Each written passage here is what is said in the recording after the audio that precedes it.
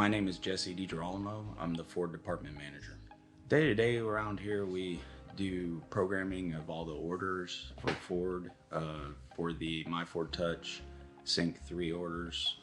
I do a lot of R&D for new products that would be what we're working on for future cars that are coming out, such as the 2021 F-150 Bronco vehicles continuously coming out with new technology. So we're trying to stay on the forefront of that, make sure that we have products that are going to meet the needs of the future cars. I kind of saw the writing on the wall years ago in terms of the shift in the OEM market.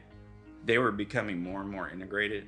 I was in this kind of business many years, but the days of, put a aftermarket head unit in a car are kind of not exactly over. There's other options out there, right? But people want that OEM integration. They want that OEM level of quality.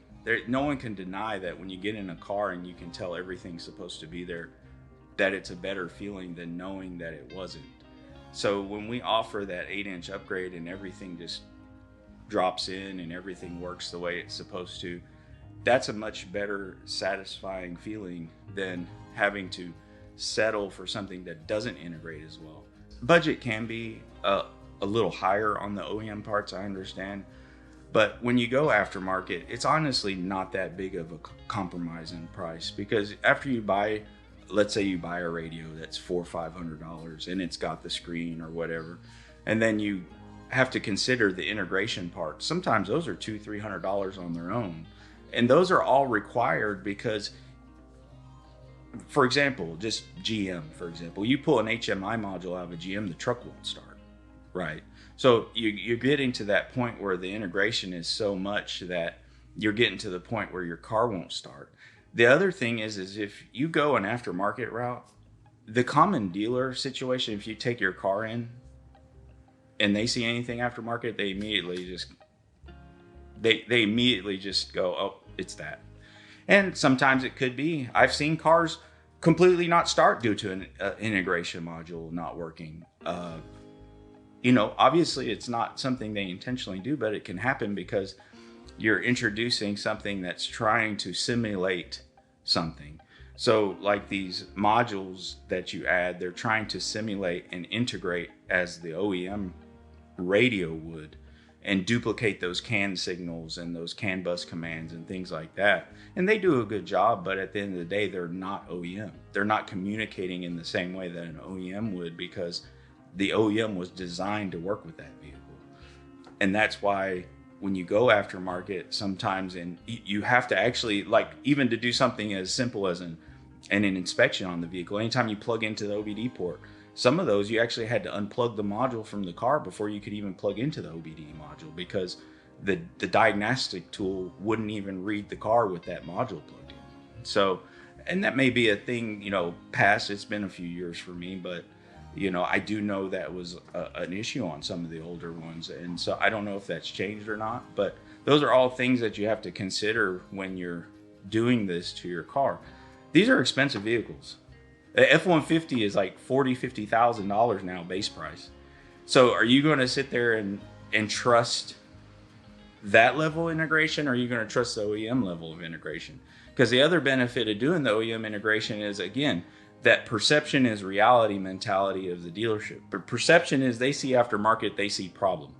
They see OEM, they move on and go on to look at the actual problem that they are trying to solve, versus just immediately pinning it on that aftermarket radio. So that can really save you a lot of headache by just sticking with the factory, because I'm telling you, the dealers, it's not something they want to do intentionally, but sometimes you just can't blame them.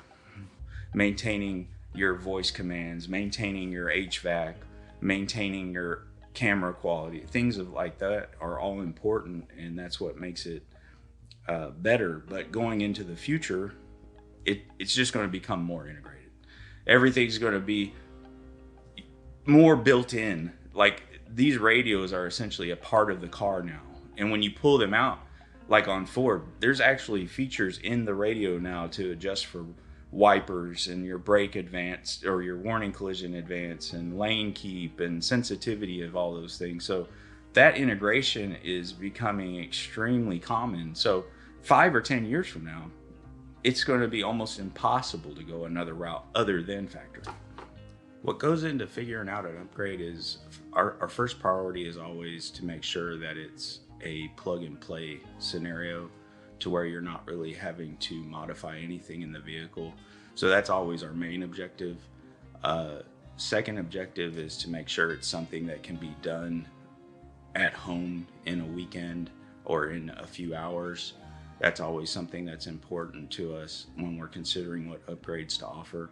We also want to make sure that it's something that you're going to enjoy and something that you're not going to wish you didn't have in a couple of years. So I think what I wish the customers maybe knew about it is that we really do try our best to ship the best product possible, to make sure that everything is going to work when you receive it, to make sure everything is programmed correctly, and then as well as that you have everything that you need to do the install.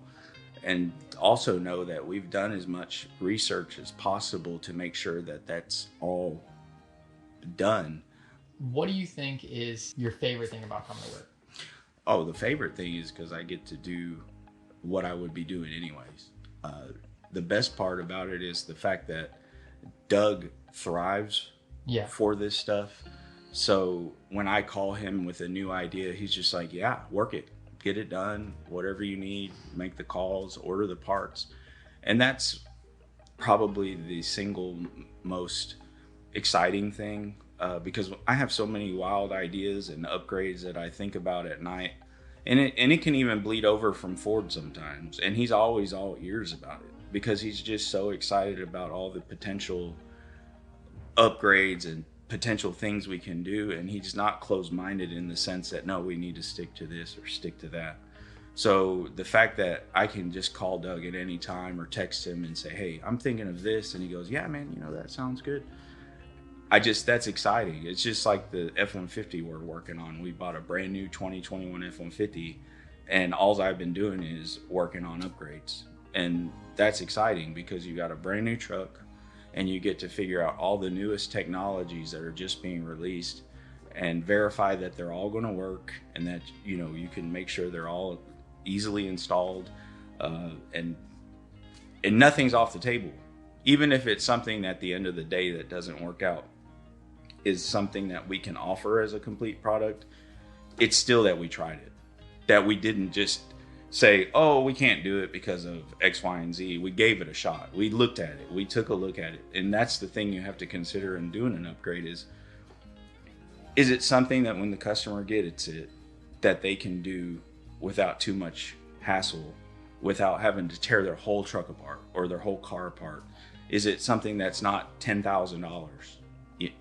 Those are things that are critical to making sure that the customer has a positive experience with the company, because at the end of the day, if you sell a kit and it's all this work they never anticipated, they're just going to have a negative